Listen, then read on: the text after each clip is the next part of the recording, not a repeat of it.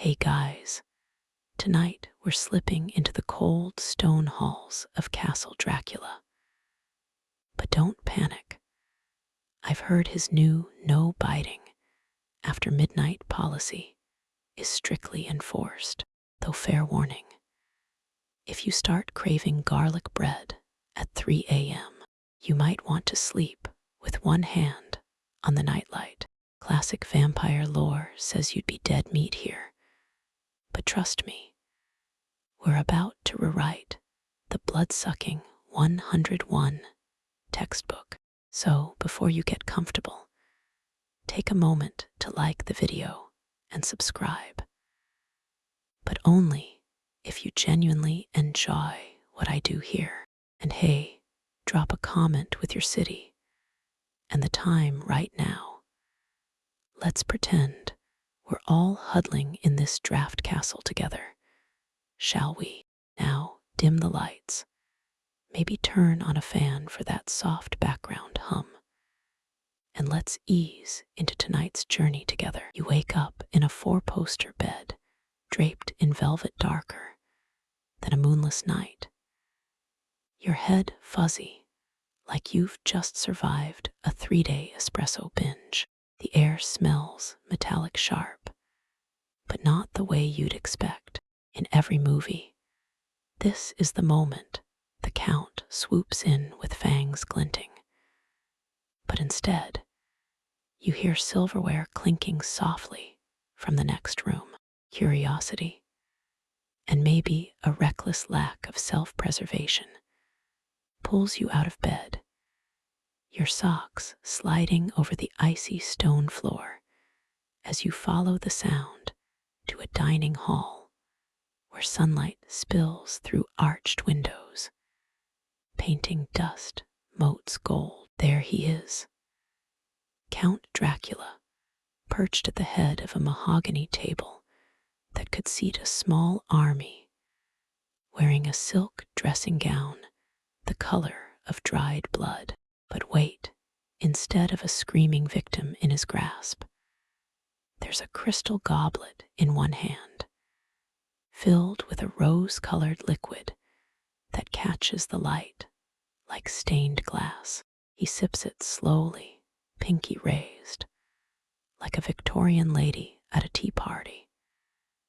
And you swear you see him add a dash of something from a tiny silver flask. Ah, you're awake, he says, voice smoother than the vintage wine your uncle pretends to understand. Do join me.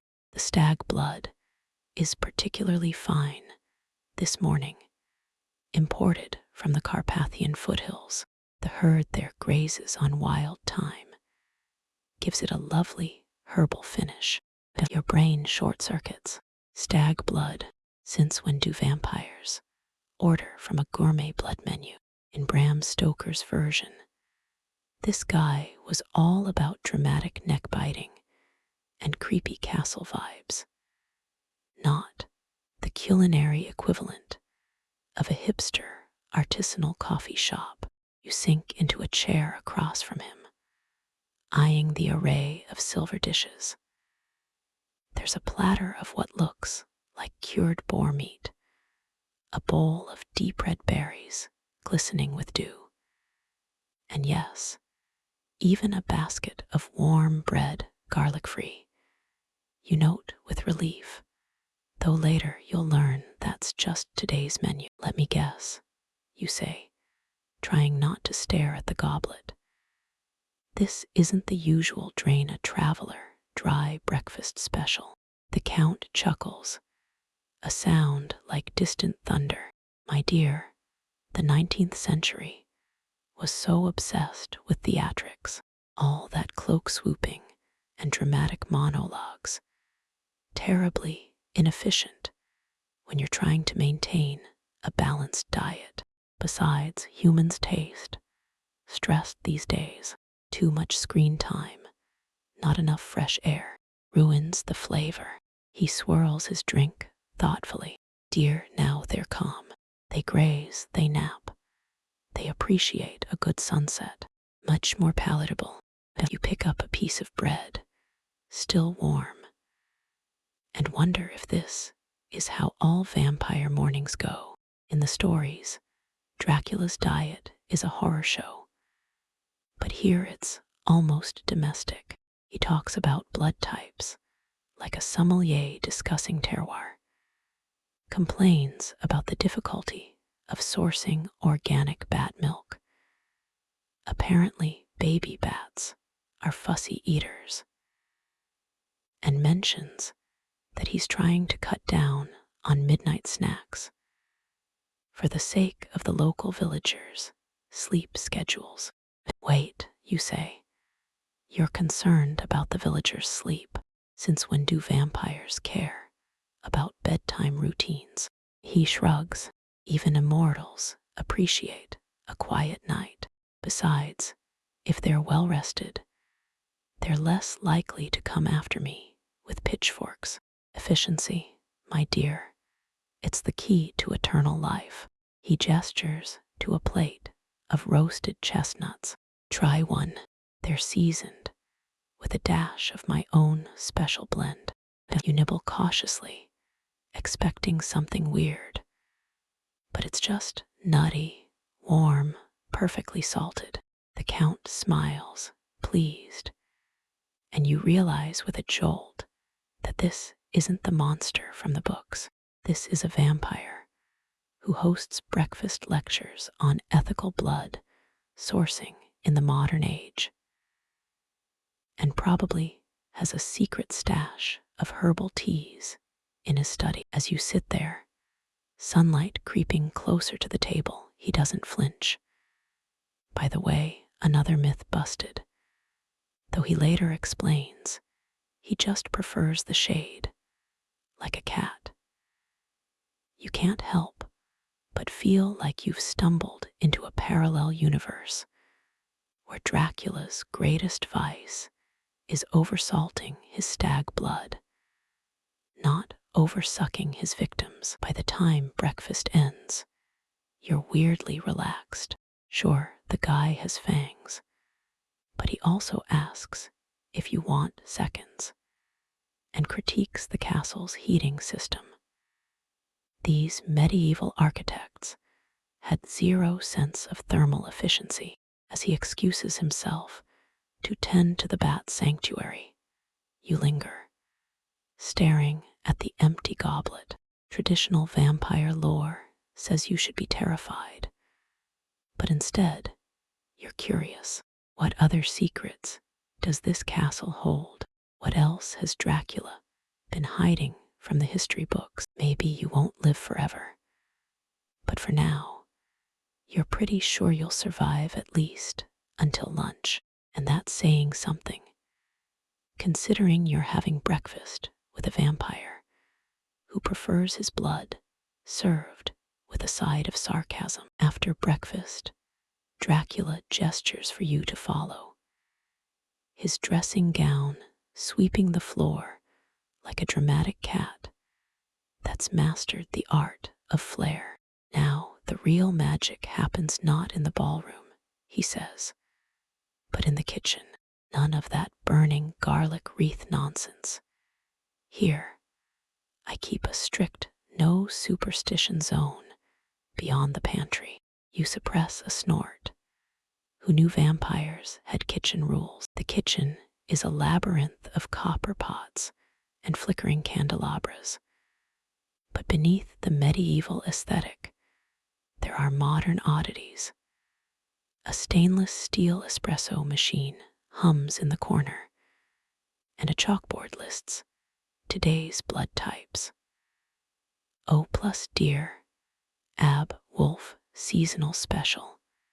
In elegant cursive, the air smells of something earthy and slightly metallic, like a forest after rain, but undercut with a faint sweetness, almost like cocoa. Ah, with me, Dracula says, leading you to a wall of carved wooden shelves stacked with jars containing everything from iridescent beetles to dried herbs that glow faintly in the dim light.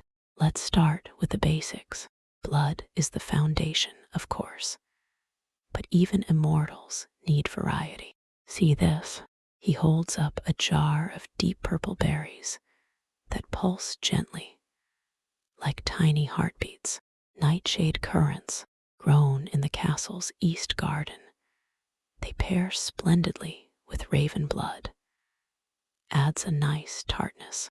Bram Stoker got one thing right, though. We do have a weakness for dramatic flora.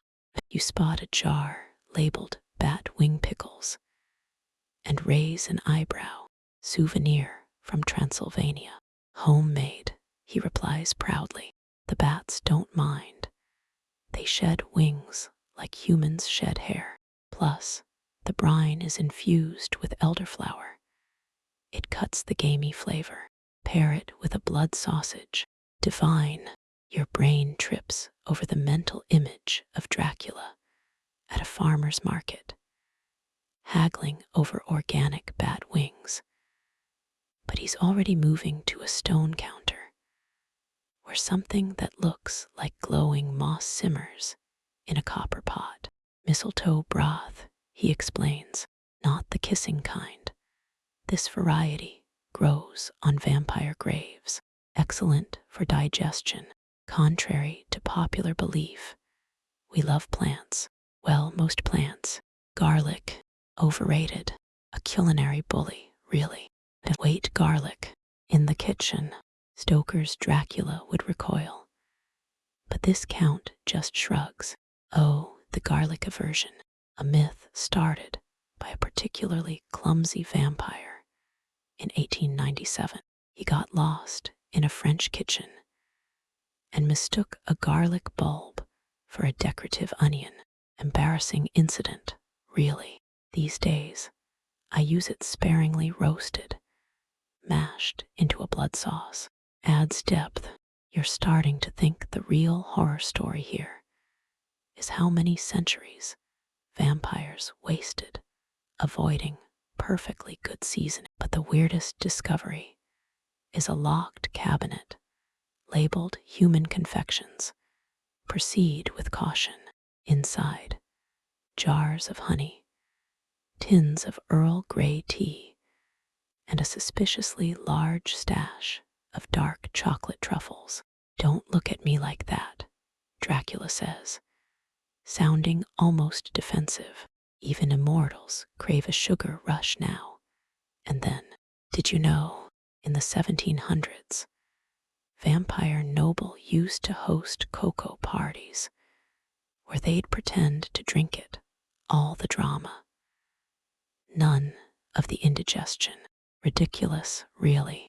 I actually like chocolate. Sue me. He pulls out a truffle and pops it into his mouth, fangs clicking gently against the chocolate shell. See, no spontaneous combustion, though I do avoid mint. Something about the menthol clashes with bad blood. Science, my dear, not superstition.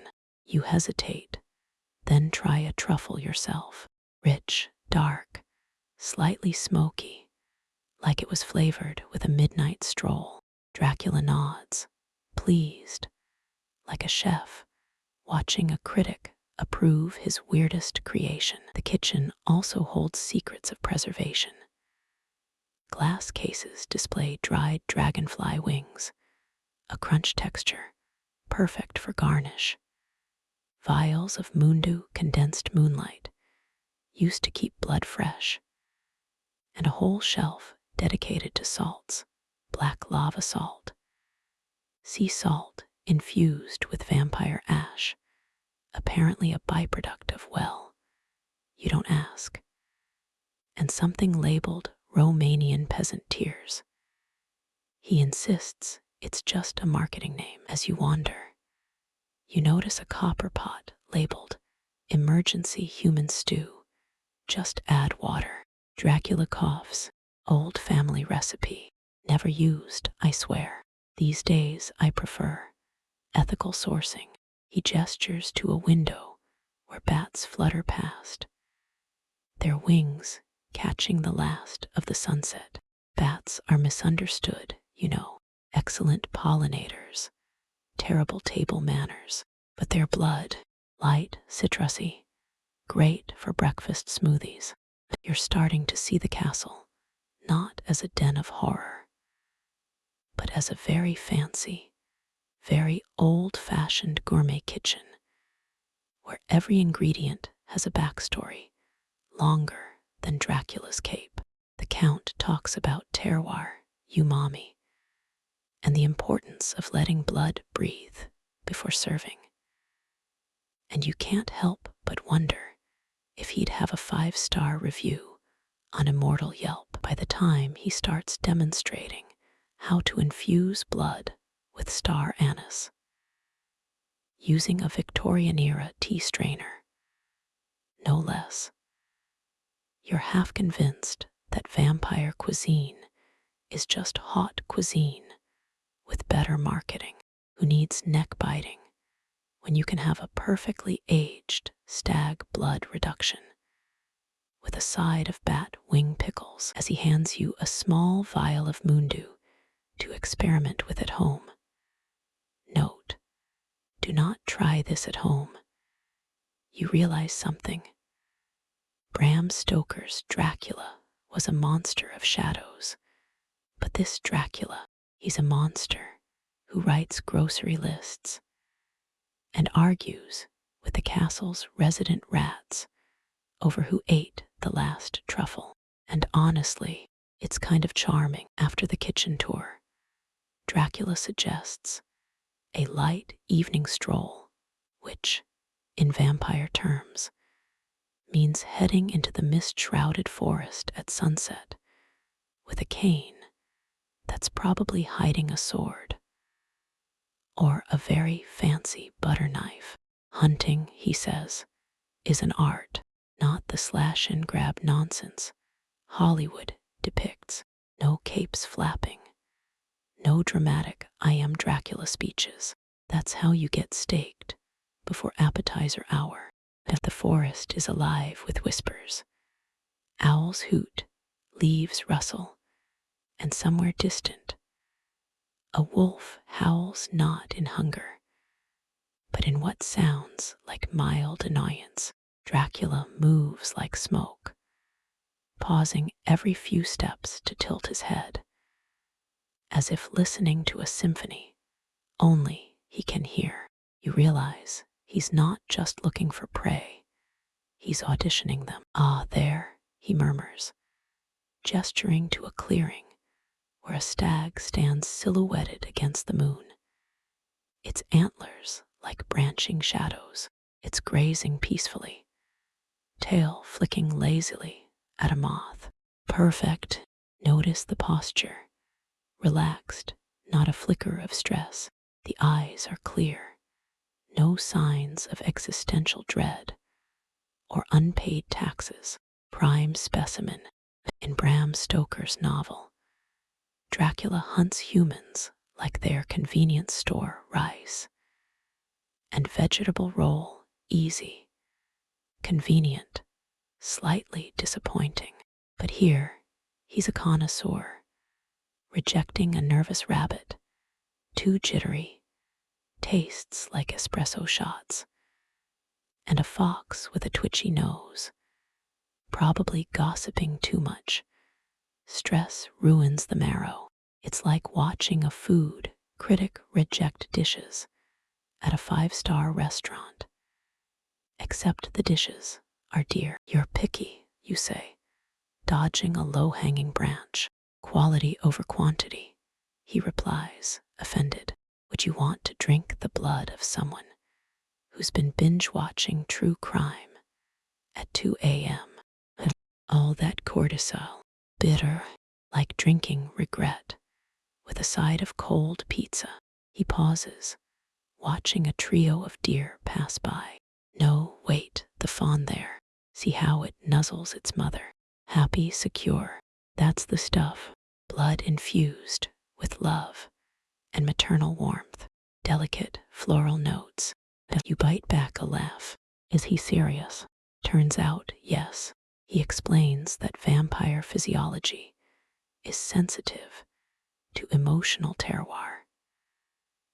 The idea that an animal's state of mind alters the chemical composition of its blood. Victorian vampires didn't care. They just wanted a quick fix. But modern immortality is about wellness, darling. You think I've lived 500 years by guzzling stressed-out peasants. Please, I'd have gotten scurvy.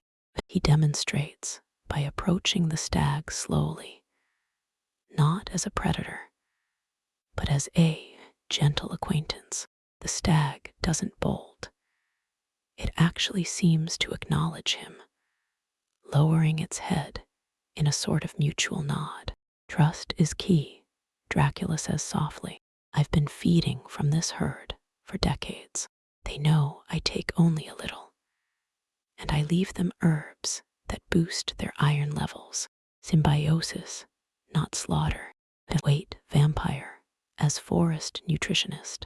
In the stories, vampires are solitary hunters, but here, he's part of an ecosystem. He even avoids hunting during mating seasons. Ruins the population balance. Have you seen how hard it is to find ethically sourced elk blood in spring? And carries a small pouch of salted rosehips to leave as thank you gifts for his prey. You spot a glowing moss he sprinkles on the ground, which the stag laps up eagerly. Mineral supplement, Dracula says. I grow it in the castle's greenhouse. Don't tell the bats. They think I favor the deer. As he makes a tiny incision on the stag's neck. So precise, it's practically a paper cut. You expect bloodlust, but he's clinical, almost tender. The stag doesn't flinch, and within seconds, it's back to grazing, the wound already healed. No waste, he says, holding up a vial of deep red liquid that shimmers like liquid rubies, enough for 2 glasses, with respect for the donor. And on the way back, he points out creatures he doesn't hunt. A family of badgers, too grumpy, their blood tastes like burnt toast. A lone wolf with a scarred flank, trauma flavor. I'm not a monster. And a particularly smug-looking owl, feathered dander in the blood, horrible for the sinuses. It's a far cry from the mindless feeding of literary vampires. Bram Stoker's Count would have drained that stag in one go, then probably napped for a week. This Dracula, he's got a spreadsheet titled Herd Rotation Schedule and a loyalty program for his regular prey. Apparently, the deer get extra rose hips after 3 donations. You ever hunt humans? You ask daringly. He stops offended, only in self-defense. And even then, I send a condolence letter. Humans are complicated. Their blood carries memories, regrets, that awful what-if flavor. No, give me a happy deer any day.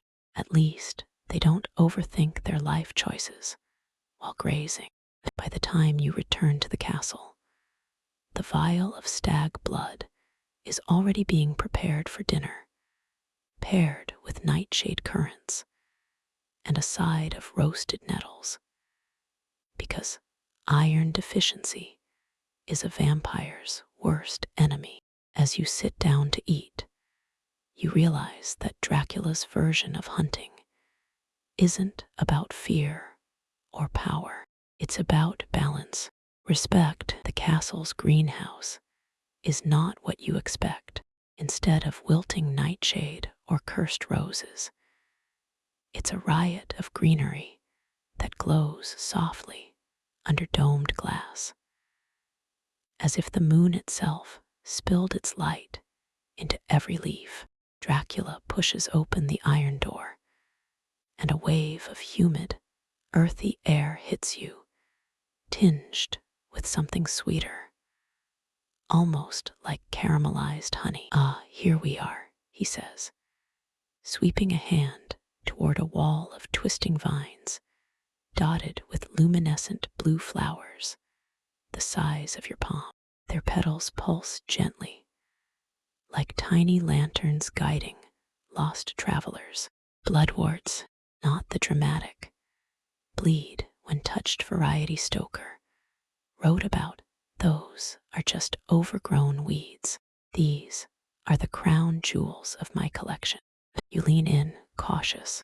In every vampire story, plants are either weapons, garlic, mistletoe, or cursed ornaments. But here, Dracula treats them like cherished houseplants. He plucks a delicate fern with silver-tinged fronds and tucks it behind his ear, looking absurdly pleased with himself. Fern of eternal vigilance, he says.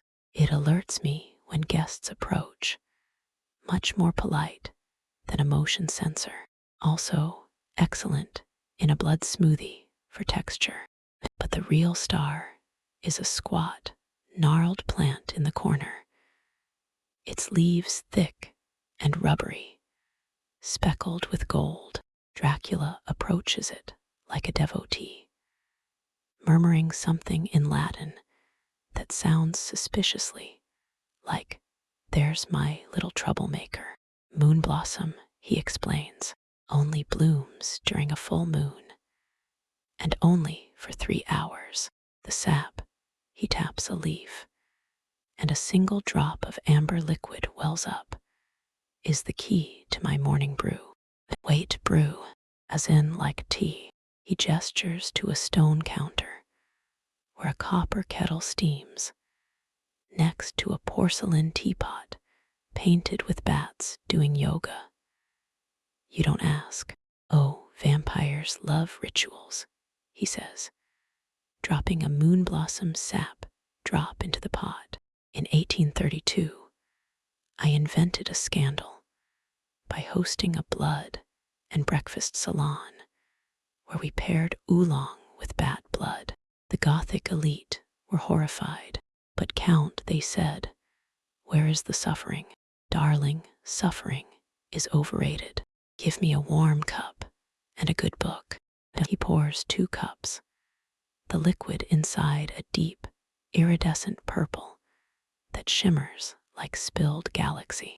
You take a sip, expecting something metallic or bitter, but it's smooth, with notes of black currant and a faint, almost electric buzz at the back of your throat. Moonblossom sap enhances the blood's flavor, he explains, swirling his cup. It's like adding a jazz band to a string quartet, elevates everything without overshadowing the main act.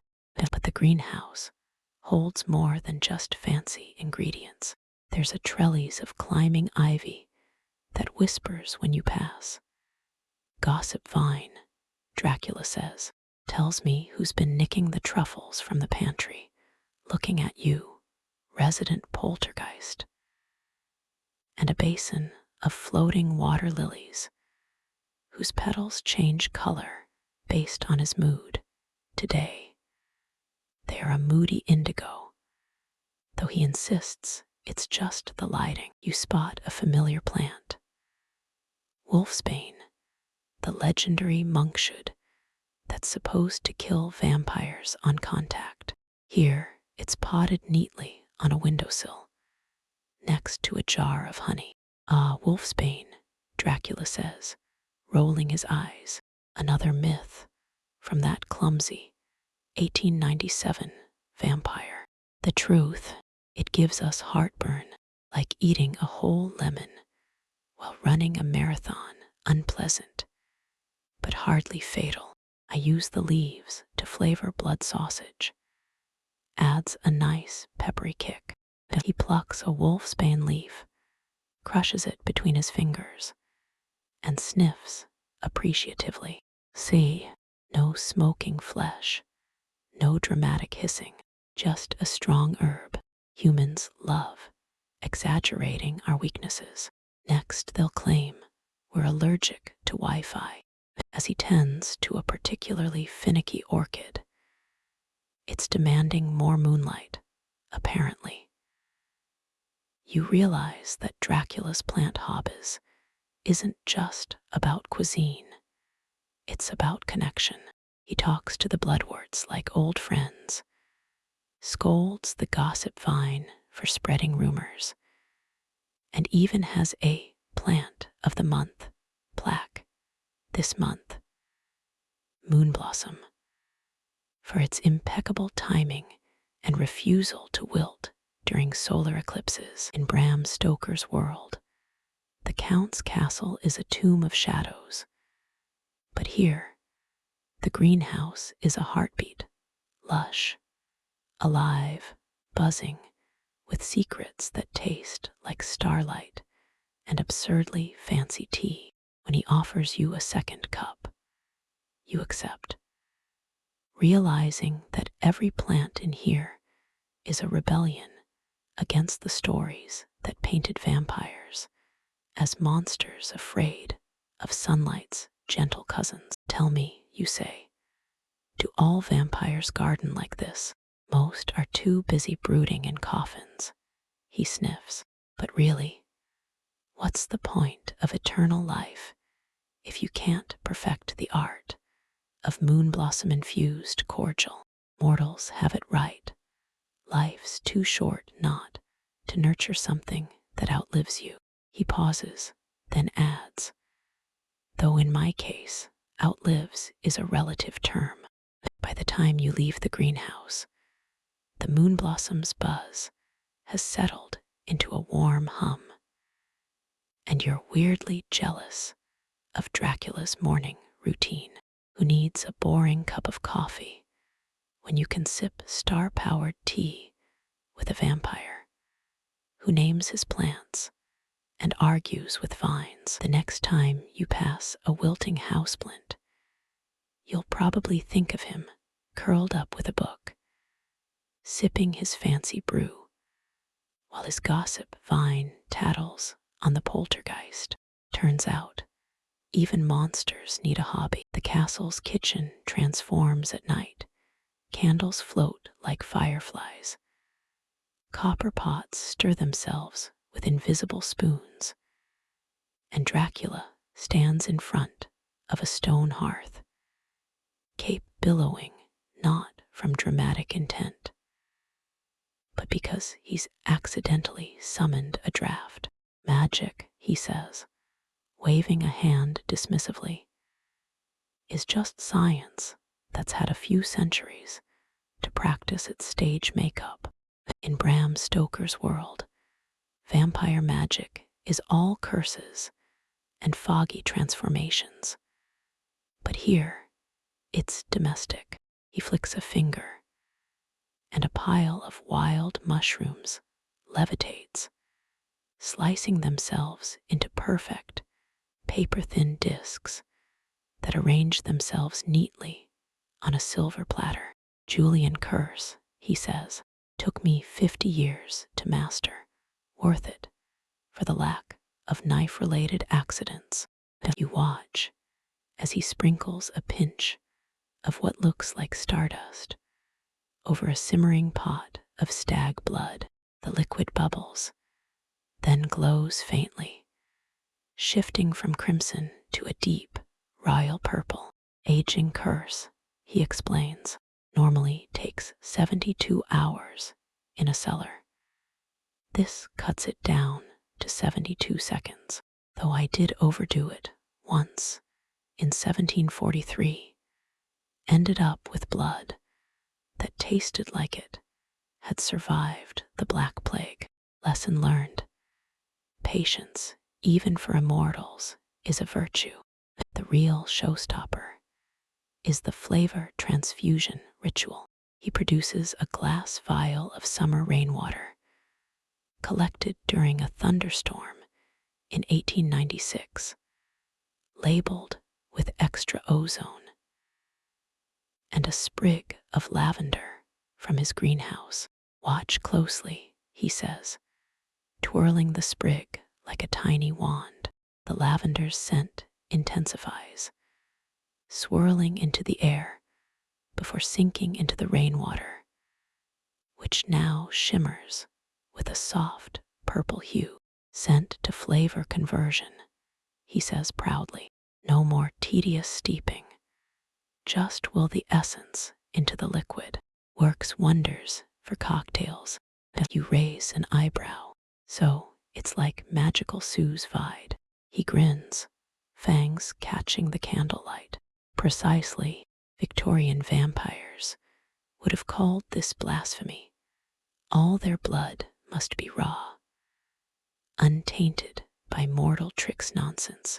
Please, even bats use echolocation to find the juiciest insects.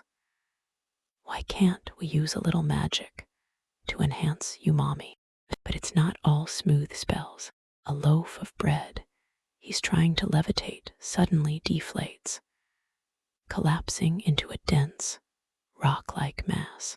Ah, right, he says, waving it away with a grimace. Forgot to add the rise with dignity clause. Magic's finicky, like a cat that demands you follow its rules exactly. He moves to a marble counter where a platter of game meat waits, already seasoned with herbs from the greenhouse. With a murmured incantation, the meat begins to glow faintly, tiny sparks dancing over its surface. Cooking curse, he explains, seals in the juices without heat, perfect for maintaining that freshly hunted texture. Though I wouldn't try this at home unless you have a centuries-old grimoire and a very patient familiar. You notice a shelf of spellbooks titled things like culinary charms for the discerning undead and 101 ways to avoid accidentally summoning demons while making soup. One open page details a blood clarification ritual involving moonstones and a metronome set to 60 beats per minute, necessary for formal dinners. Dracula says, clumpy blood is so gauche that the most surprising trick is the memory infusion. He dips a finger into a vial of wolf blood, then presses it to a piece of dark chocolate. Taste, he says. You do, and suddenly you're hit with a rush of images. A wolf howling at a full moon, the crunch of snow under paws, the thrill of the hunt. It's vivid, almost overwhelming. But underneath is the rich, smoky flavor of the chocolate. Emotion magic, Dracula explains. Bram Stoker mentioned vampires can steal memories through blood. Such a morbid way to put it. I prefer to enhance flavors with the donor's happiest moments. That wolf, he had a lovely afternoon chasing fireflies before his donation. Now his blood tastes like freedom with a hint of pine. And you're starting to see that for Dracula. Magic isn't about fear or control. It's about elevating the mundane to the extraordinary. He uses a time-slowing curse to savor the last sip of his moon-lost tea, a scene-lock curse to keep the kitchen from smelling like burnt bat wings. A past mistake, he admits, and even a polite refusal curse. For when the local villagers show up with pitchforks, uninvited, most spells, he says, stirring a cauldron that now smells like caramelized starlight, are just fancy ways to say, I wish this was easier. Immortality's long enough without struggling to dice onions as he serves you a slice of magically aged blood cake layers of current-infused batter held together with a no-soggy middle curse. You realize that Dracula's magic is a lot like his diet, subversive, practical, and surprisingly cozy. Instead of using his powers to terrorize villages, he's perfecting the art of magical meringue and arguing with his spellbooks about proper seasoning ratios. Maybe the real magic here isn't in the incantations, but in how he's turned a life of horror into something almost homey. Even monsters need dessert. After all, the castle's study room smells of aged parchment and something unexpectedly sweet, a scent that clashes with the towering shelves of leather-bound tomes titled On the Mortality of Mortals and a Gentleman's Guide to Undead Etiquette. Dracula sits in a wingback chair by the fire, his boots propped on a velvet ottoman, holding a porcelain plate like it's a rare artifact. On it, a slice of Tiramisu Grave, its layers of coffee-soaked ladyfingers and mascarpone cream glistening under the candlelight. Human food, he says, waving a fork dramatically, is the ultimate rebellion. In 1897, Stoker wrote that I loathe the very idea of mortal nourishment. Ridiculous. Have you tried custard? It's like eating a cloud that's been steeped in luxury. He dips the fork into the dessert, pausing for effect. Of course, back then, we had to pretend. At dinner parties, I'd move food around my plate like a Victorian actress, overacting in a tragedy. Oh, such a delightful roast, I'd say, while the maid hid my uneaten steak for the dogs. Pathetic, really. You settle into a chair across from him, eyeing the spread. There's a plate of shortbread cookies, stamped with tiny bat silhouettes, a bowl of spiced poached pears, and surprisingly, a jar of Nutella with a silver spoon sticking out of it. Let's start with the basics, he says, pushing the tiramisu Grave your way. This is why I forgave the Italians for inventing garlic bread. Layers of flavor, texture, drama. It's like a stage play in your mouth. And the mascarpone is the lead actor who steals every scene. In Bram Stoker's novel, Dracula's disdain for human food is a sign of his otherworldliness. But here, he's practically a food blogger, dissecting the dessert's merits like it's the eighth wonder of the undead world. He points out how the coffee liqueur complements the earthy undertones of bad blood, though he insists this one's strictly for mortal consumption, and criticizes the cocoa dusting for being too heavy amateur move, really. It overshadows the cream's subtle vanilla hum. But the real shock comes when he reaches for the Nutella jar. Ah, the nectar of millennials, he says, scooping a generous dollop onto a shortbread cookie. Discovered it in 2012 while researching modern mortal habits. Don't judge. Even immortals crave something that tastes like childhood and poor life choices. Did you know, in the 1700s, vampire nobles would sip hot chocolate through silver straws to avoid staining their fangs? So pretentious, I'd take a jar of this over 1,000 cups of their powdered nonsense.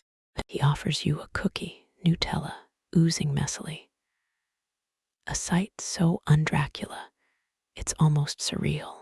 You bite in, and the buttery shortbread melts into the rich, hazelnutty spread, simple, comforting. Nothing like the gourmet blood concoctions he's been serving. Dracula watches, eyes twinkling, like he's sharing a secret only the two of you understand. That even a centuries-old vampire can't resist the allure of a messy, sugary snack. Humans are brilliant at one thing, he says, licking Nutella off his thumb. Fangs be damned. Turning pain into pleasure.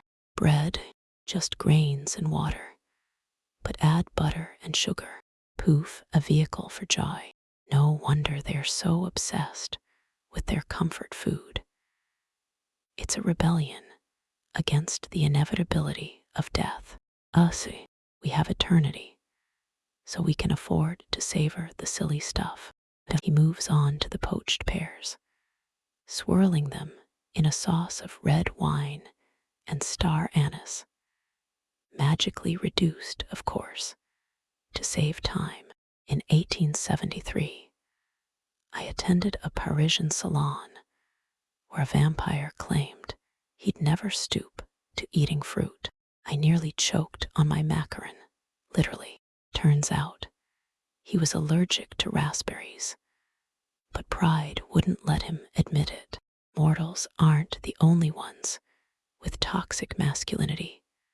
Darling, you ask if any human food is off limits for him. Spinach, he says immediately, tastes like regret wrapped in chlorophyll. And licorice, absolute abomination. It's like eating a candle that's been dipped in sadness. But everything else, fair game. I even tried a vegan cupcake once, dry but points for effort.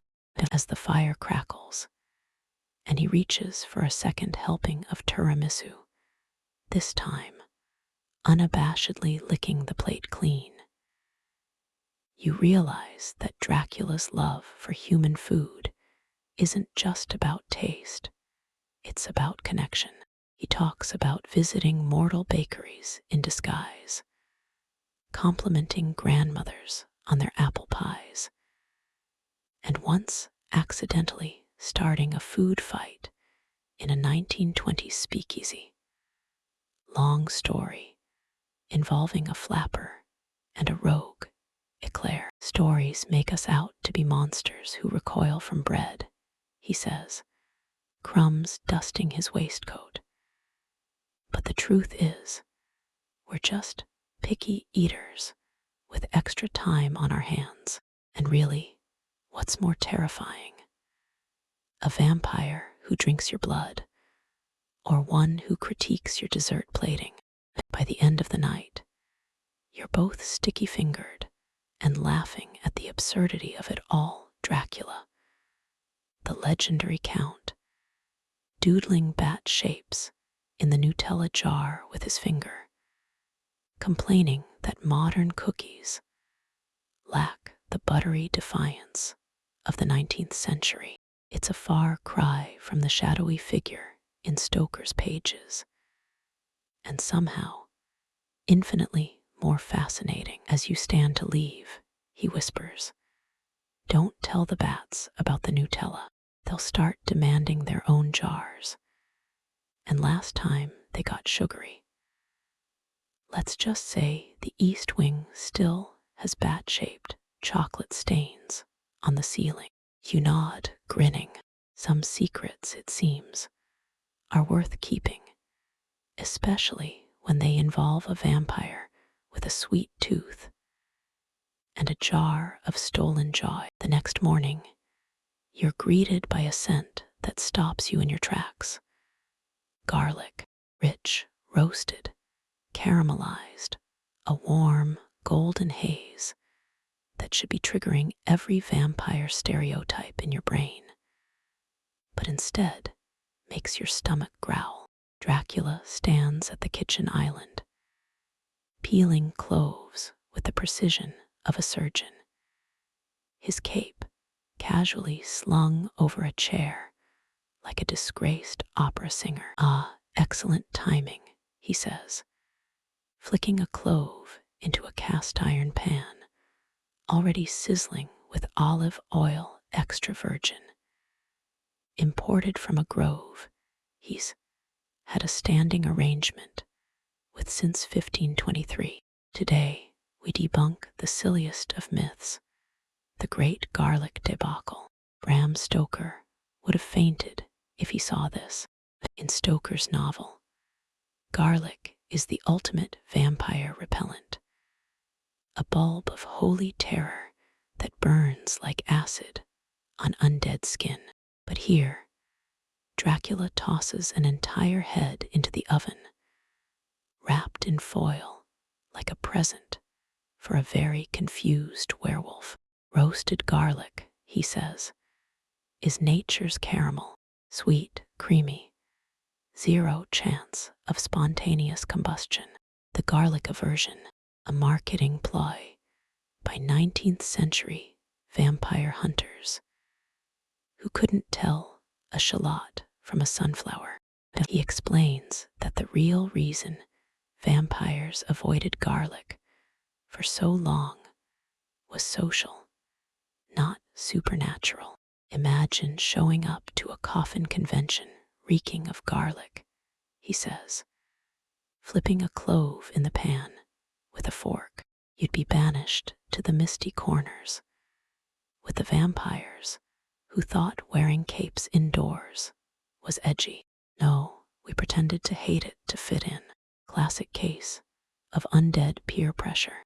But now he's obsessed. The kitchen counter is littered with garlicky experiments. A jar of garlic-infused blood sausage, labeled for bold palates only. A bowl of garlic confit where cloves float in golden oil like tiny suns, and a suspiciously normal-looking garlic bread resting under a cloche. Though you notice the bread is gluten-free. For the werewolf guests who claim they're watching their carb intake. Watch this, he says, holding up a raw clove. Instead of flinching, he pops it into his mouth, chewing thoughtfully, crunchy, pungent, alive, like biting into a thunderstorm. Now, compare to this. He offers you a roasted clove, soft and sticky, melting on your tongue like brown sugar, with a hint of earthiness. See, no burning, no hissing, just flavor. Humans think we're afraid of it. We're just lazy. Peeling garlic is a hassle without magic. He demonstrated a garlic mellowing curse, waving a hand over a bowl of sliced raw cloves. The sharpness fades, replaced by a sweet, nutty aroma. Perfect for blood salads, he says, adds a subtle kick without overwhelming the delicate notes of, say, fawn blood. Though I did overdo it in 1867, created a garlic cloud so potent it cleared the castle of bats for a week. They still haven't forgiven me. The most surprising dish is garlic-infused moonblossom tea. He steeps a roasted clove in his precious purple brew, and the result is a harmony of earthy warmth and celestial brightness, like drinking a campfire under the stars. Antioxidants, he says, sipping proudly. Even immortals need to fight free radicals. Did you know garlic has more health benefits than a coffin full of vitamin D supplements? But his piece de resistance is the garlic confit blood popsicle, a frozen treat made by swirling garlic-infused deer blood with honey and freezing it on a silver stick shaped like a tiny bat. For summer nights, he says, offering you one. The first lick is a shock, creamy, slightly sweet, with a gentle garlic hum that lingers like a good joke. It's actually good. Traditionalists hate it, he admits, licking his own popsicle fangs, leaving tiny indents in the ice. They say, Count, you're undermining centuries of terror. But honestly, terror is exhausting. Wouldn't you rather have a garlic bread picnic with a vampire who can tell you the best year for garlic harvests, 1789? By the way, excellent growing season, minimal pitchfork-related disturbances. He goes on to explain that garlic's real power over vampires is psychological. In the old days, we let humans believe it scared us because it kept them away. Oh no, don't bring garlic, we'll melt. Meanwhile, we're over here enjoying garlic butter on our bat wings. It's the ultimate gaslight. As you help him prepare a garlicky blood sauce for tonight's boar steak, using a spell to mince the cloves without tears. Magic. Solving mortal problems since 1300. You realize that Dracula's subverting taboos isn't just about food. It's about reclaiming his story, one garlic clove at a time. He's not the monster hiding in the shadows. He's the monster who knows the perfect garlic to blood ratio for a sauce that'll make even a werewolf cry from joy, not fear. The castle isn't just Dracula's domain. It's a boarding house for the supernatural. And tonight, the dining hall is of the United Nations of Oddities, a werewolf in a cable-knit sweater mid-transformation. His paws awkwardly hold a spoon stirs honey into a mug of what smells like burnt coffee, while a witch with moss in her hair debates a stone statue ghost about the merit of mineral-rich lichen vs. volcanic ash ceiling. Ah, welcome to the supper club, Dracula says, pouring himself a goblet of elk blood aged in a 17th century wine barrel. He insists the oak adds a rustic charm. We meet every full moon, no curses, no territory disputes, just culinary diplomacy. In Bram Stoker's world, vampires and werewolves are mortal enemies. But here, the werewolf, who introduces himself as Rolf, slaps Dracula on the back gently, mindful of the cape, and jokes about the time he ate a garlic popsicle, burned my tongue, but worth it for the irony. Mainstream lore, Dracula mutters, thinks we're all about neck snapping and moon howling. Boring, real supernatural life is about compromise, like Rolf, here, agreeing to stop eating my garden gnomes if I save him the marrow from stag bones. And the witch, Morana, produces a jar of nightshade jelly from her cloak, offering it to you with a wink. For blood bread, she says, much better than that store-bought nonsense. No preservatives, just pure hatred and elderberry. Dracula nods approvingly, though he later whispers, she once tried to season bat blood with regret essence. Terrible. Regret is always overrated as a flavor profile. But the real revelation is the stone ghost, Gareth, who chisels off a chunk of his own stone forearm and munches on it, sparks flying from his jaws. Calcium rich, he grumbles, voice like gravel in a blender. Humans think we're just decorations, please. I've been perfecting the art of volcanic rock terrene since the Renaissance. Texture's key, too crumbly, and you get dust in your sinuses too dense. and it's like eating a castle wall. Trust me, I know. And Dracula leaks in, symbolic. Gareth here taught me that stone ghosts prefer their minerals weathered, not quarried. Something about the rainwater erosion, adding terroir. Mainstream fiction never mentions that, does it? They are too busy with stone guardians and ancient curses. Boring. Give me a who can critique my blood alt. Blend any day. The Supplier Club's menu is a KO of cross-disciplinary cuisine. Morana serves ghost pepper-infused ghost broth. Literally, it's soup made from the essence of restless spirits.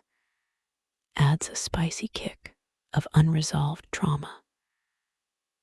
While Rolf presents a platter of moon-dried wolf jerky, marinated in his own howls. He claims, though Dracula suspects it's just soy sauce and a lot of pacing. You watch as they debate the ethics of predator vs. prey cuisine.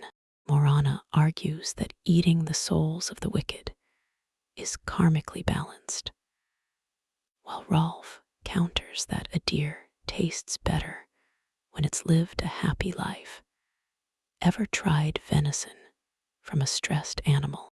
Tastes like existential dread. Dracula, ever the diplomat, suggests a compromise. Why not both? Soul soup for Mondays, happy deer blood for Fridays. Variety is the spice of, well, eternity.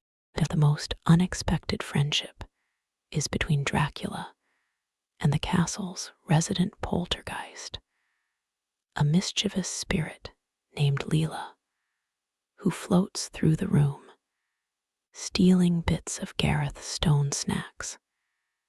She claims they taste like history. She's been nicking my truffles for 200 years, Dracula says fondly. But last week, she brought me a recipe for ghost-shaped shortbread. Progress, darling, progress. As the night wear on, you realize that supernatural food culture isn't about terror or dominance. It's about community. They trade recipes, complain about mortal misconceptions. Garlic repels vampires, please. Tell that to Morana's jelly. And even laugh at the absurdity of their own legends. Rolf admits he once posed as a terrifying werewolf to scare villagers into leaving out better meat, while Gareth confesses he's secretly a fan of mortal sitcoms.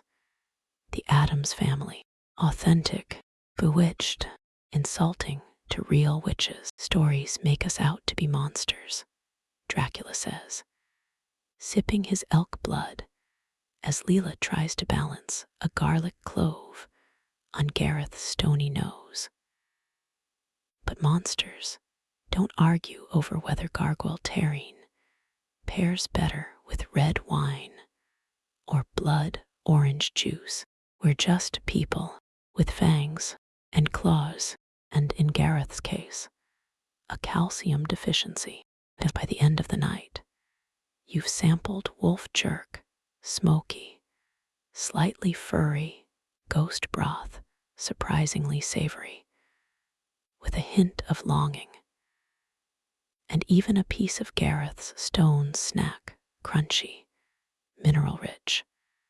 Not bad with a side of moonblossom tea. The supper club breaks up with promises to meet next full moon.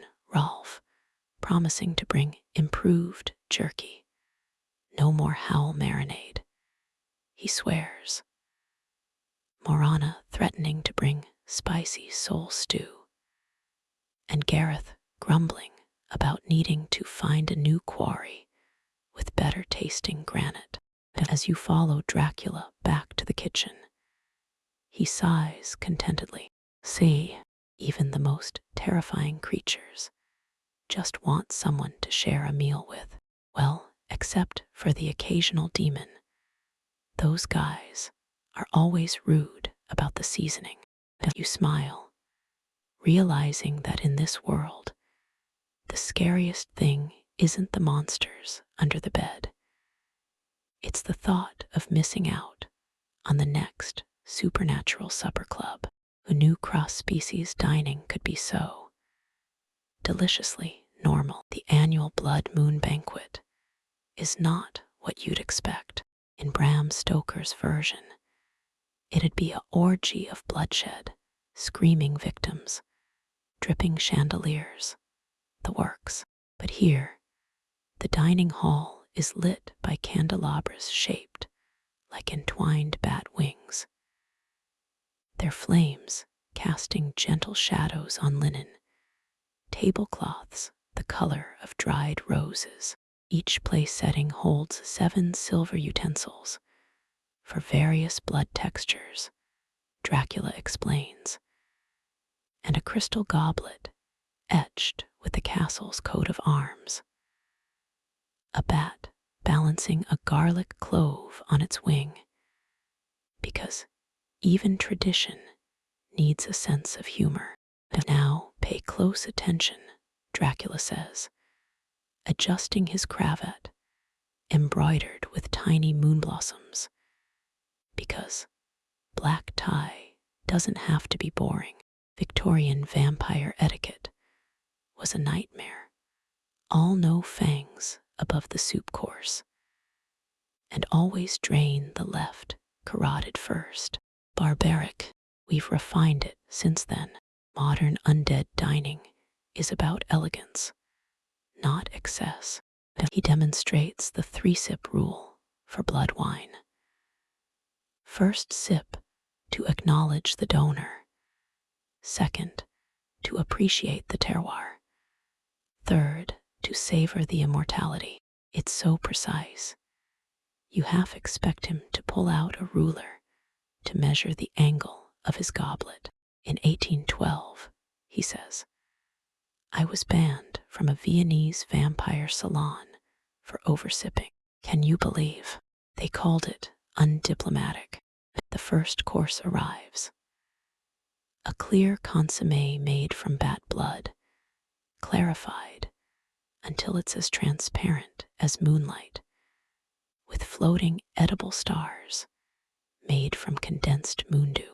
Dracula uses a tiny, curved spoon for scooping celestial flakes without disturbing the broth's energy, and tuts at a young vampire across the table who dares to slurp. Rookie mistake, he whispers. Slurping is for werewolves after a full moon, and even they have the decency to apologize afterward. But the real show is the blood pairing ceremony. Each guest receives 3 vials. Deer blood aged in oak, wolf blood infused with summer rain, and a rare vintage of phoenix blood from a molted feather. Very limited edition. Dracula explains how to nose the blood, swirl gently, inhale the emotional bouquet, then sip while focusing on the donor's happiest memory.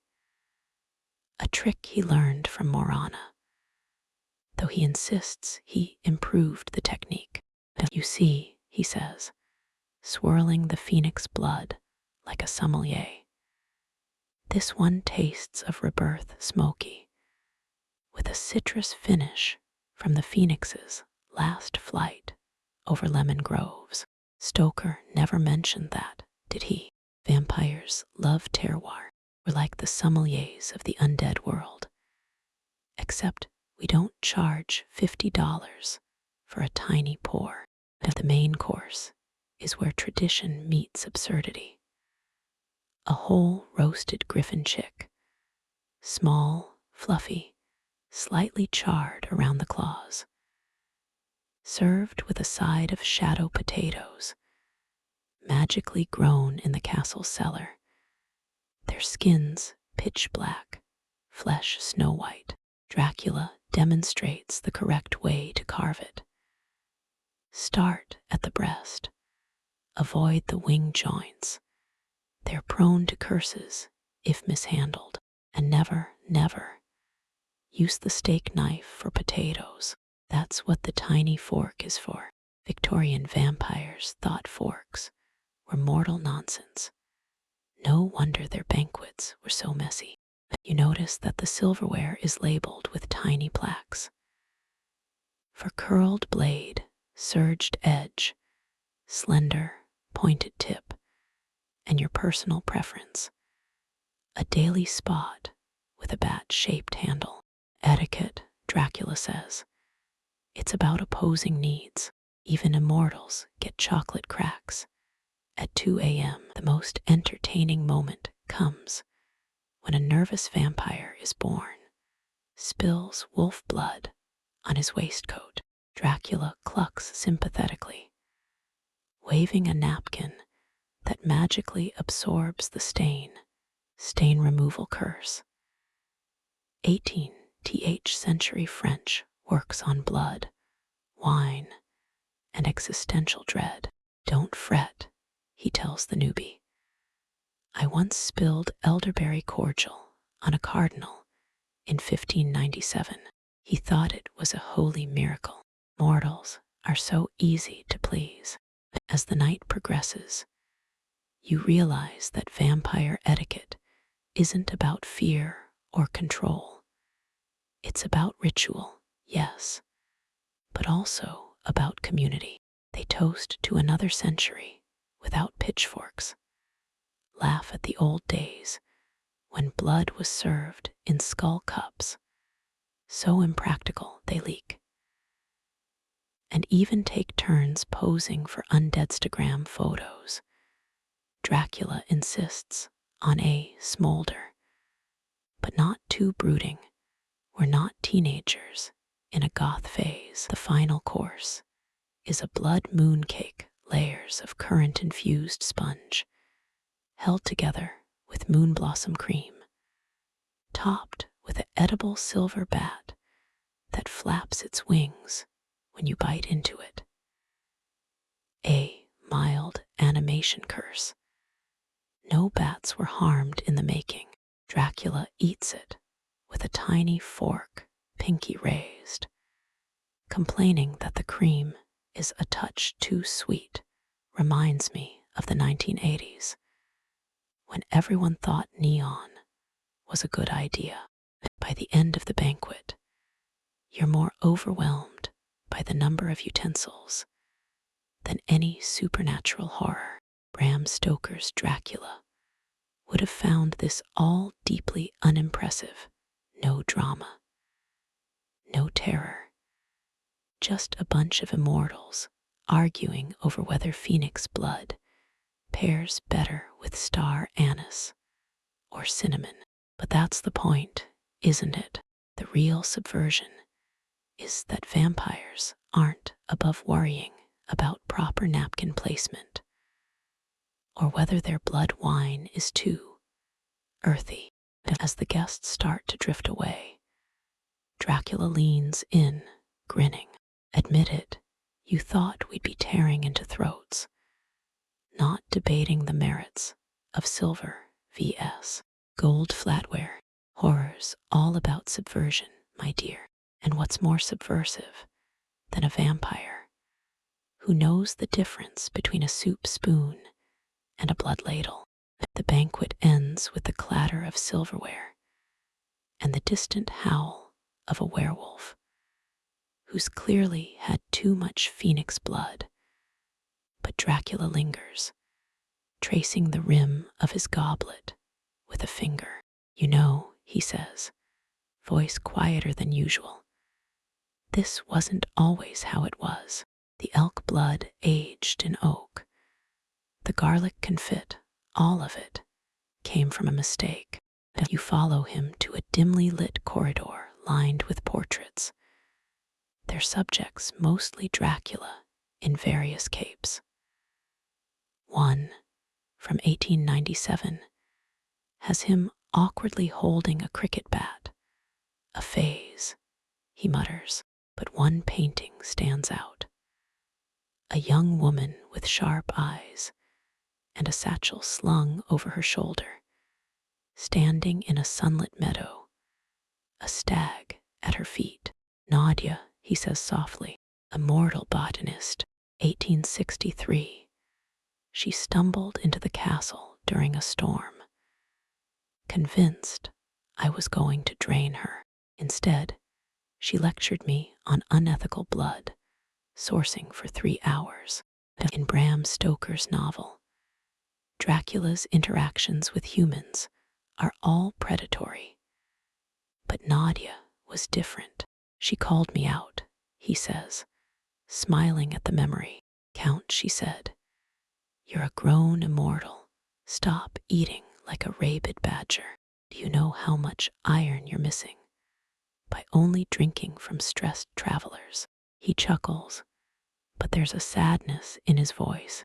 She was the first mortal to treat me like a person, not a monster. And gods, could she cook? Her roasted stag, with garlic and thyme, changed my life.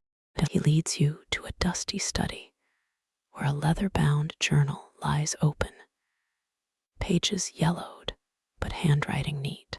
Nadia's notes detail recipes for iron-rich blood tonics and sketches of plants that boost hemoglobin.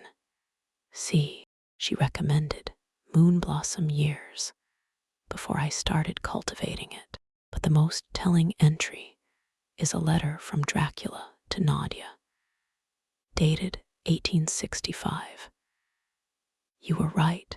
Dear blood from happy herds does taste better. Also, the villagers haven't tried to burn my castle down in 3 months. Progress. Nadia taught me that food isn't just sustenance, he says, flipping to a page stained with what looks like dried blood, old recipe. He assures you it's a conversation with the earth, with the creatures we share it with, even with the mortals who think we're too busy brooding to care about seasoning. His voice drops. She died in 1870. Old age, mortal stuff. But before she went, she made me promise to stop being a dramatic bat and start eating like a civilized being. You realize why the kitchen has garlic, why he treats his prey with respect. Nadia's influence is everywhere, from the moon blossom greenhouse to the ethical sourcing spreadsheet. Mainstream lore says Dracula is a creature of instinct, but here, he's a student of a mortal who taught him that even monsters can have mentors, regrets, and favorite recipes. Stoker left that part out, Dracula says, closing the journal. Probably didn't fit his terrifying Count narrative. But the truth is, I was a mess before Nadia, drinking from anyone who wandered into the castle, not caring about the aftermath. She showed me that immortality without intention is just endless bad meals. He gestures to a shelf of mismatched teacups, each labeled with names. Rolf's first full moon recovery blend, Morana's regret-free nightshade tea, Nadia's garlic and thyme tonic. Nadia's cup, he says, pointing to a chipped porcelain mug with a stag painted on it, is the only one I never let magic fix. Chips remind me that even broken things can hold something warm. As you stand there, the castle's ancient stones seem less like a prison and more like a scrapbook, every corner a memory of Nadia's lectures, every recipe a love letter to a mortal who saw past the fangs. Bram Stoker's Dracula is a villain, but this Dracula, he's a man who still keeps a mortal's gardening gloves in his desk, who named his best blood-serving goblet Nadia Roman II. Nadia, I broke in 1902 during a particularly enthusiastic toast, and who believes that the best way to honor the dead is to eat well, live gently, and never let a good garlic clove go to waste. People think vampires can't change, he says, tracing the stag on Nadia's mug. But we're just slow learners 150 years later, and I'm still perfecting her roasted stag recipe. She'd probably scold me for using magic to speed up the roasting process. But hey, eternity's long. I've got time to get it right. And you smile, realizing that the most subversive cognition thing here isn't the gourmet blood or the magic kitchen tricks. It's that a vampire's greatest weakness might just be nostalgia and a stubborn refusal to let a good recipe die with the mortal who invented it. As Dracula blows out the candle, the portrait of Nadia glows faintly in the moonlight, her stag companion seeming to nod in approval. In the silence, you can almost hear her voice. Count, stop moping and eat your vegetables. Even vampires need fiber.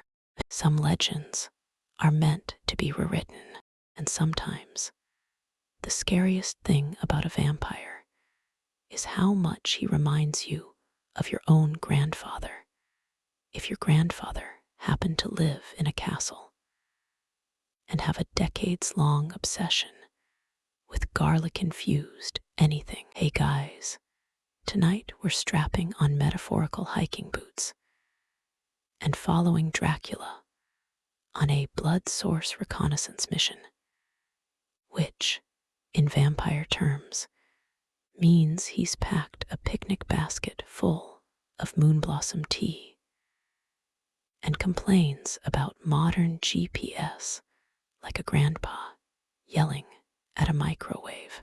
Back in my day, he mutters, squinting at his ancient pocket watch. We found deer by listening to their heartbeats, not staring at a glowing rectangle.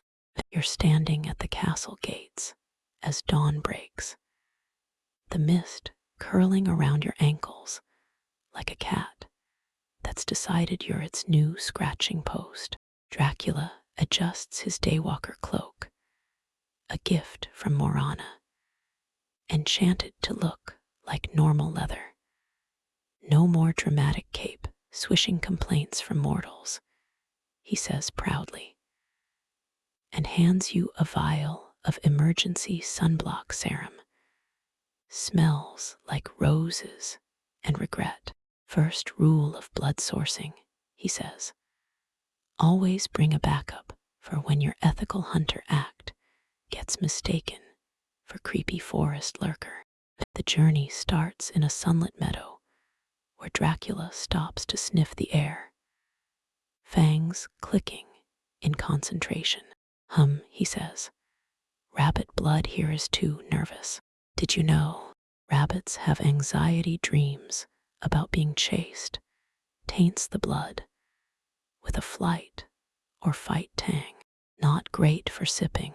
He leads you to a babbling brook where a family of otters plays, their fur glistening. Otters, he whispers, are excellent, calm, playful, spend all day floating on their backs. Their blood tastes like summer vacation with a side of fish. But the real adventure begins in a dense, ancient forest where the trees grow so close together. They form natural archways. Dracula pauses at a moss-covered stone circle, muttering something in Latin. Vampire rest stop, 12th century, he explains, used to leave offerings for the local dryads in exchange for, well, not being turned into a tree. Modern equivalent, like leaving a tip at a coffee shop, but with bone marrow instead of cash.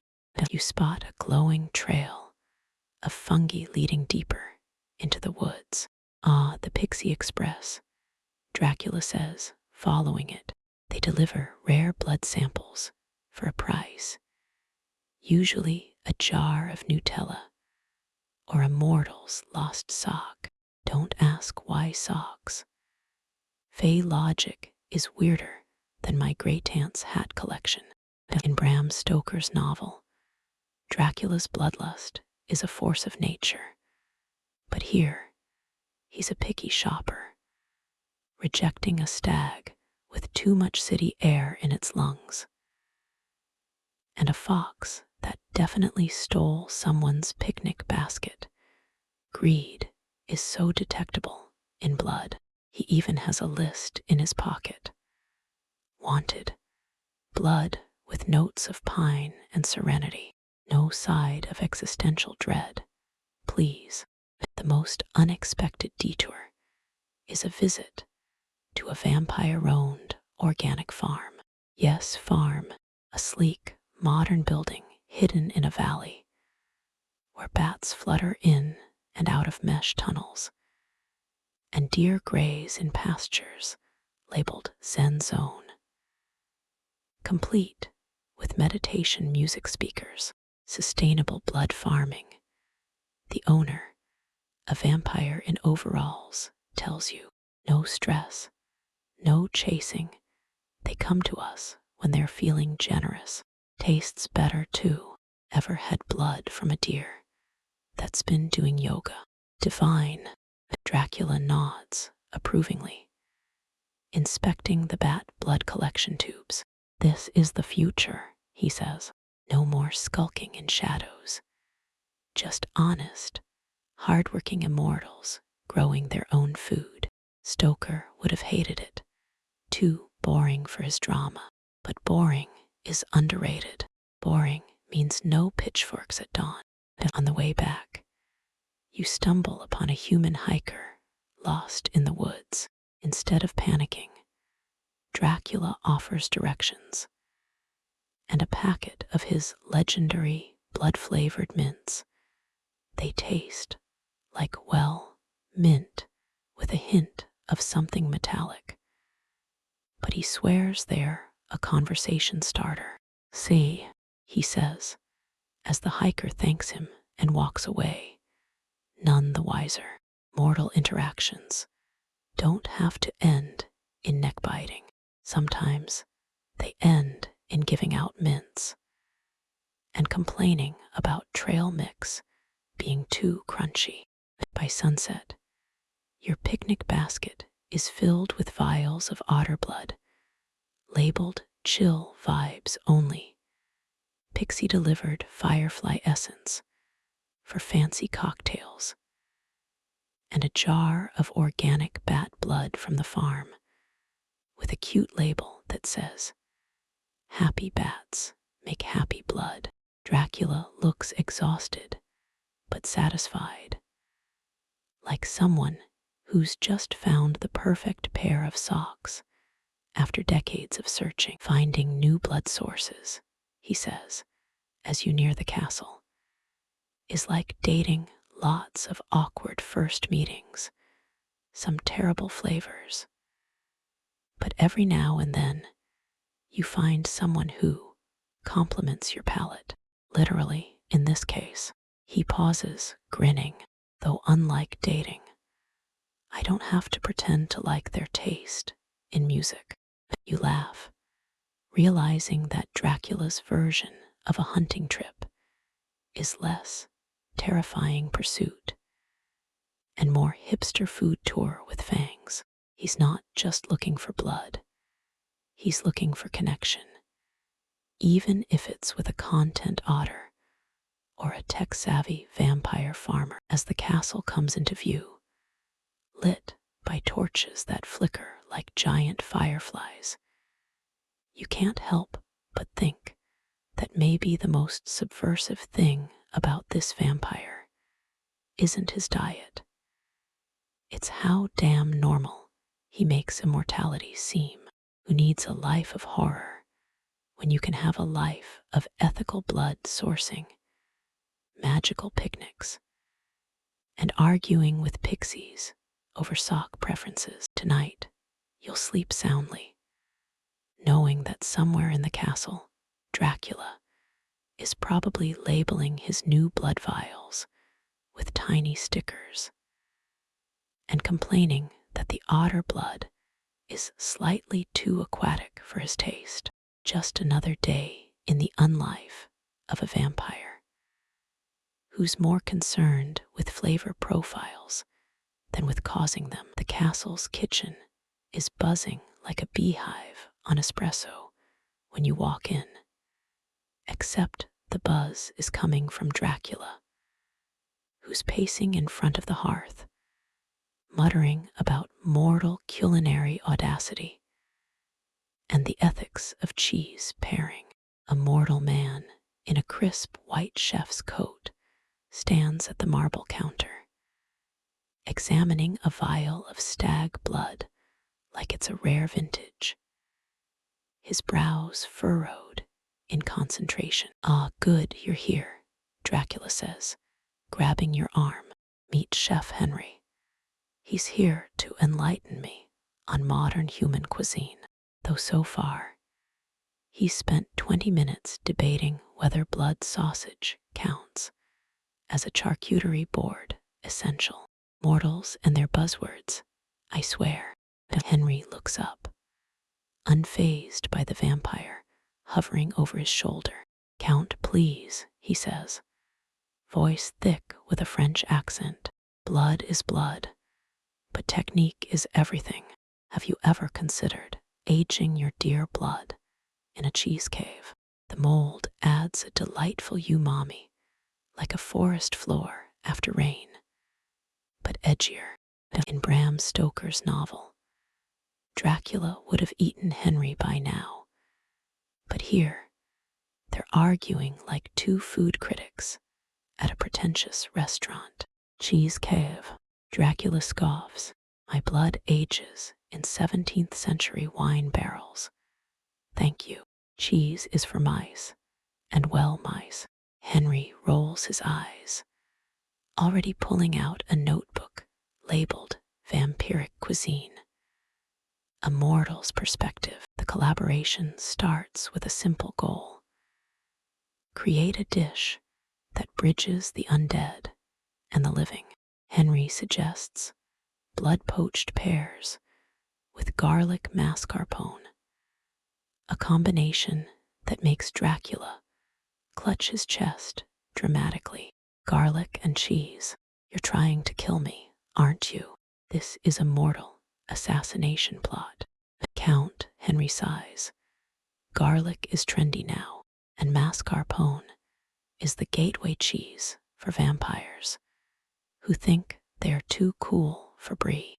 Trust me, pair it with a pear poached in your fancy stag blood, and you'll have immortals lining up at your castle door." You watch as they bicker over measurements. Dracula insists on a dash of moondew for magic, while Henry argues for a pinch of sea salt for balance. They debate the merits of using bat wings in a risotto. Dracula: "Textural delight, Henry.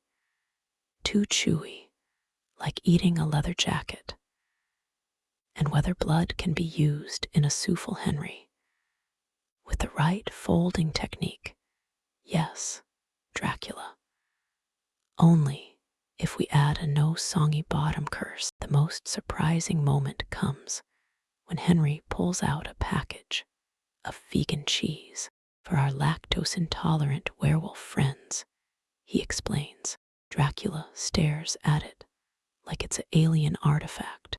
"Vegan cheese, made from plants. Henry, this is an abomination. It's like making blood from, I don't know, beet juice and good intentions." "Try it," Henry challenges, melting it over a plate of roasted roots. Dracula sniffs suspiciously, then takes a tiny bite. His eyes widen. "It's not terrible. Still tastes like disappointment wrapped in hope, but passable.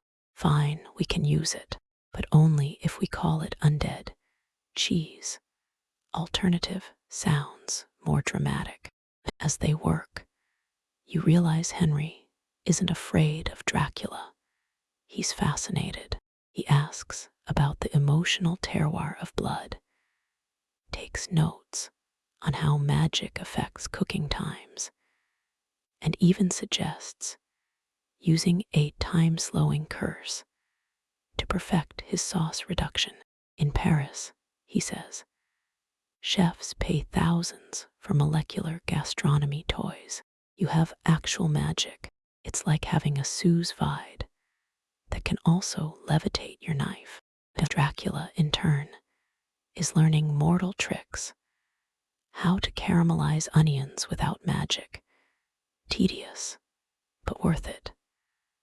Why humans love putting bacon in everything, a form of delicious insanity.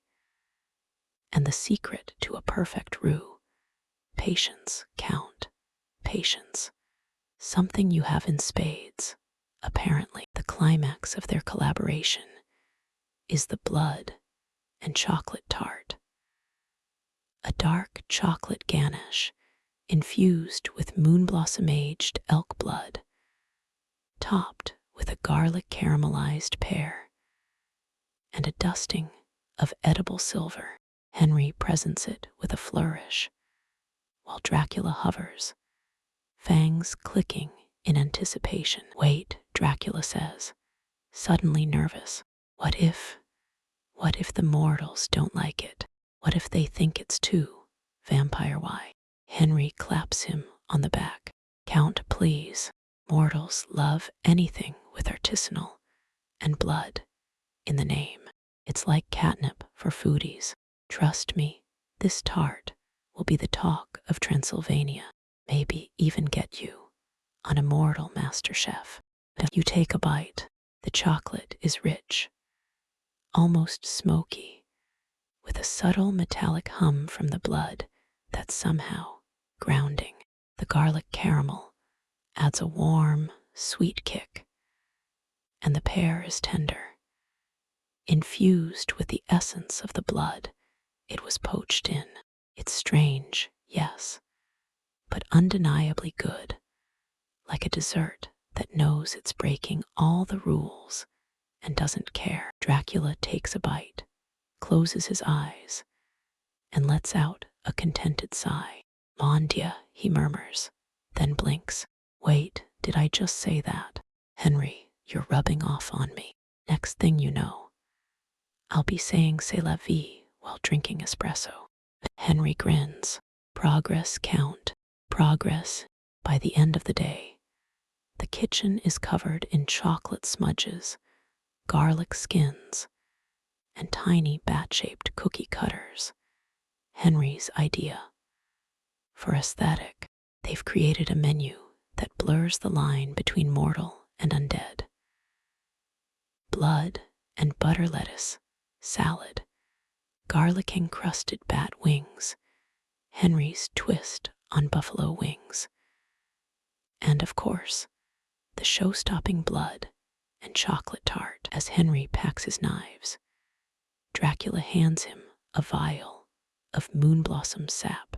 For your troubles, he says, use it in a chocolate mousse. Trust me, the mortals will lose their minds. Henry bows dramatically.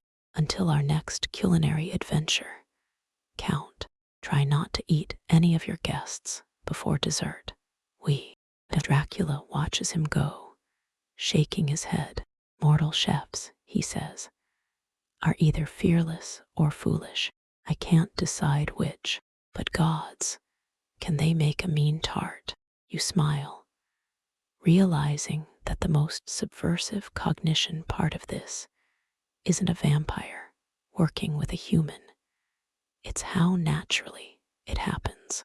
Bram Stoker's Dracula is a predator, but this Dracula is a collaborator, a student, a foodie even. He might have fangs, but when it comes to good food, he's as passionate as any mortal chef. The trouble starts with a misplaced vial. One moment, Dracula's neatly labeling a batch of otter blood, Zen blend in the kitchen, and the next, a mob of villagers is storming the castle gates, pitchforks glinting in the moonlight like a bad medieval cosplay convention. Count, someone yells. We know you're hoarding blood in there. Release the captives. Dracula sighs, setting down his label maker. Mortal misunderstanding, number 478. If it's red and in a vial, it must be from screaming victims. He smooths his cape, muttering, Last time I checked, my captives are the bats who keep stealing my Nutella. You follow him to the drawbridge, where torches flicker and nervous villagers shift on their feet. A woman in a bonnet holds up a rusty key. We found this by the East Garden, and a vial of something. You're kidnapping children for your blood rituals, aren't you? Dracula blinks. Kidnapping, please. I can't even get the poltergeist to load the dishwasher. That key's for my herb garden, the one with the moon blossoms, and the vial, otter blood, organic, ethically sourced. Would you like to see the receipt? In Bram Stoker's novel, this would end in bloodshed. But here, Dracula rolls his eyes and gestures for them to enter. Fine, come in, but if any of you touch my garlic confit, I'm seriously reconsidering this no-biting policy. The villagers edge into the castle, eyes wide at the candelabras and velvet drapes. When they reach the kitchen, they freeze at the sight of copper pots labeled Dear Blood Reduction and shelves of vials glowing in the candlelight. See, Dracula says, picking up a jar of bat wing pickles. These are pickles, not preserved body parts, though I suppose, if you're used to thinking of vampires as walking horror shows, pickles might seem suspicious. Henry, who's been lurking in the shadows, steps forward with a platter of blood and chocolate tart. Care for a sample? He asks, offering a slice to the bonneted woman. Made with love, organic elk blood, and no kidnapped children. She hesitates, then takes a bite. Her eyes widen. It's delicious, like dark chocolate, with a hint of forest. Dracula nods proudly. Exactly. Now, let's talk about that blood ritual you mentioned. He leads them to the greenhouse, where deer graze peacefully, wearing tiny collars for identification, not torture. He insists. I take a little blood. They get extra herbs, symbiosis, like a very slow-moving blood donation drive. A young man in the crowd points to a vial of phoenix blood. What's that for? Cocktails, Dracula says dryly. Ever tried a phoenix sour? Takes the edge off immortality.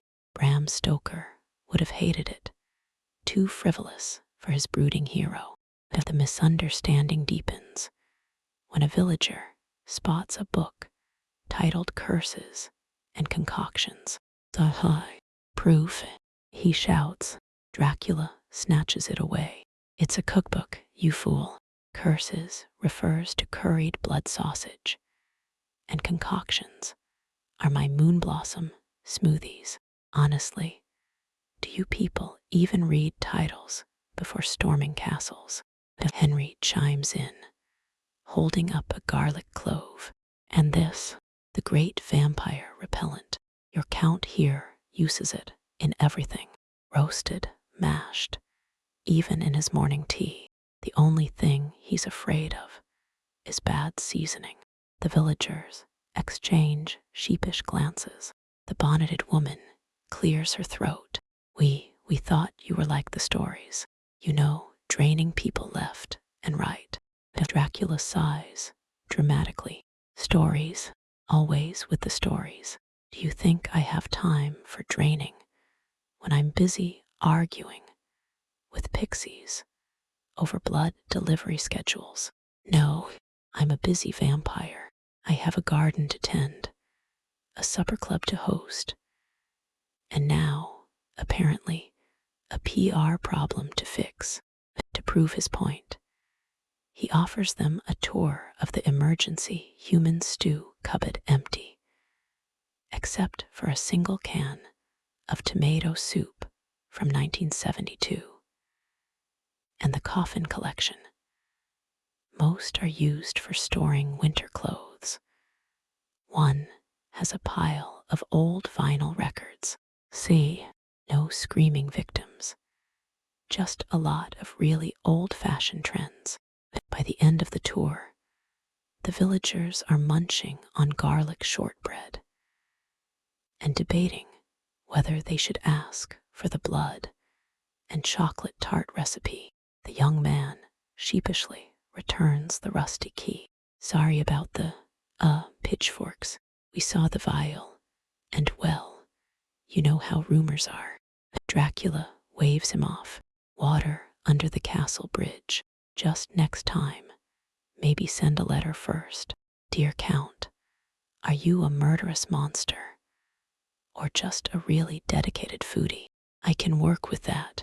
As the villagers leave, muttering about ethical vampire cuisine and surprisingly good shortbread, Dracula collapses into a chair. Mortals, he says, shaking his head, will believe anything except the truth. Next time, I'm putting up a sign. No evil deeds here, just really fancy snacks. You laugh, realizing that the real horror here isn't vampires or curses. It's the power of misinformation. Bram Stoker's Dracula thrives on fear. But this Dracula spends his nights dispelling it. One garlic clove and chocolate tart at a time. And maybe, just maybe, the next time those villagers see a mysterious vial in the woods, they'll think twice before grabbing their pitchforks. They might even wonder, is that otter blood? Or do I need to ask for the cocktail recipe? It's a rainy afternoon when you find Dracula in the attic, surrounded by trunks full of yellowed letters and dusty trinkets. He's holding a pressed flower between his fingers, the petals a faded purple moon blossom, you realize. The same as in his greenhouse. Nadia's birthday was yesterday, he says, voice quieter than the patter of rain on the roof. She would have been, well, mortal math is confusing, but old enough to scold me for hoarding expired tea. You settle onto a moth-eaten armchair, watching as he unfolds a letter written in delicate script. Count, it reads, your dear blood is excellent, but have you tried adding rose hips? They'll boost the iron, and the deer love them. Also, stop using that dramatic cape in the kitchen. It's a fire hazard. He chuckles, tracing the words with a finger. She was always scolding me. Count, stop brooding by the window. You're scaring the garden gnomes. Count, eat your vegetables, even if they're mortal. In Bram Stoker's novel, Dracula's past is a void of horror. But here, it's filled with a mortal's laughter. Nadia wasn't just a mentor. She was the first person to treat him like something other than a monster. Before her, he says, pulling out a tattered journal, I ate like a raven, whatever crossed my path. No thought to who or why. Mortals were prey.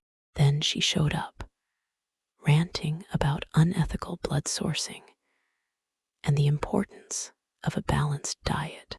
Can you imagine a mortal lecturing a vampire on nutrition? He flips through the journal, filled with Nadia's sketches of plants and notes on blood types. Stag blood after rain tastes cleaner, one entry reads, and bat blood is best when they've been eating figs, sweeter, less twitchy. She made me realize, he says, that being immortal doesn't mean being heartless. Just because I need blood to live doesn't mean I should take it without care. She used to say, Count, even monsters have manners, use them. That the truth of his diet isn't just about flavor or ethics. It's a tribute. The moon blossom tea, the ethical sourcing, even the garlic obsession, all echoes of Nadia. She taught me to taste beyond the blood, he says, holding up a jar of rosehip syrup labeled in her handwriting, to appreciate the life behind it. Deer that graze on thyme, bats that feast on figs, their happiness becomes part of the meal. It's not just food, it's a conversation with the world. He shows you a portrait of Nadia standing in a sunlit meadow, the same one from the corridor. In her hand is a basket of herbs, a stag nuzzling her shoulder. She believed that every creature, even a vampire, could choose kindness, he says. So I chose. No more random attacks, no more mindless feeding. I'd rather spend centuries perfecting a rosehip-infused blood cordial than a single night terrorizing villagers.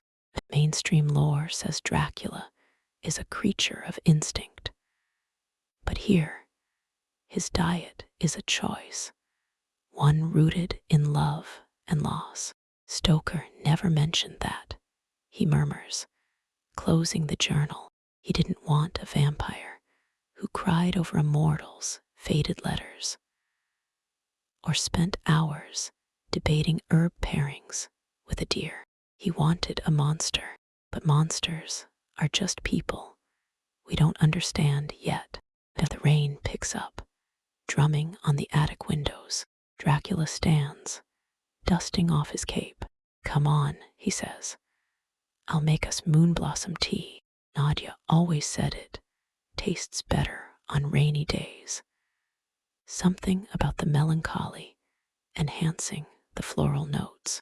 She was full of nonsense, but gods, she was right.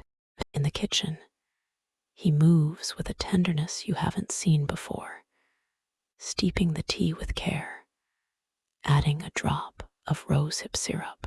To Nadia, he says, raising his cup, the mortal who taught a vampire to stop being a drama queen and start being a decent host.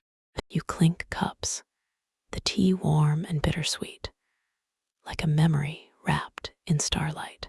Bram Stoker's Dracula is a shadow, but this Dracula is a man with a broken heart and a pantry full of love letters in the form of herbs and syrups. His strange diet isn't just about what he eats. It's about who he chooses to be, century after century. And maybe that's the real secret. Immortality isn't just about living forever, but about finding something worth remembering forever. For Dracula, that something was a mortal botanist who taught him that even a vampire's diet can be an act of love. The castle kitchen glows like a hearth on the longest night, candles casting wobbly shadows on copper pots that hum with a low, magical purr. Dracula stands at the center, wearing an apron embroidered with tiny garlic cloves, a gift from Henry. For irony's sake, holding a tattered recipe card that's been folded so many times. The edges are soft as moth wings. Nadia's final experiment, he says, tracing the ink with a fingertip. Blood of the moon, heart of the earth, her words, not mine. She always had a flair for the dramatic. The recipe calls for moon blossom sap harvested during a lunar eclipse, stag blood from a creature born under a full moon, and a pinch of mortal courage. Nadia's note says, just a dash of your favorite human spice, cayenne. If you're feeling bold, Dracula measures the sap carefully, his fangs clicking in concentration. Last time I tried this, in 1869, I overdid the courage and set the kitchen on fire. Mortals think vampires can't cook. They should see us try to follow Nadia's recipes. You watch as he adds the stag blood to a crystal bowl, the liquid shimmering like liquid rubies. With a murmured incantation, the bowl begins to glow, tiny stars spinning within the blood. Emotion infusion, he explains. Nadia believed that food tastes better when you cook with, well, not just skill, but intention. So we're infusing this with gratitude for her, for the deer, for not burning the castle down again.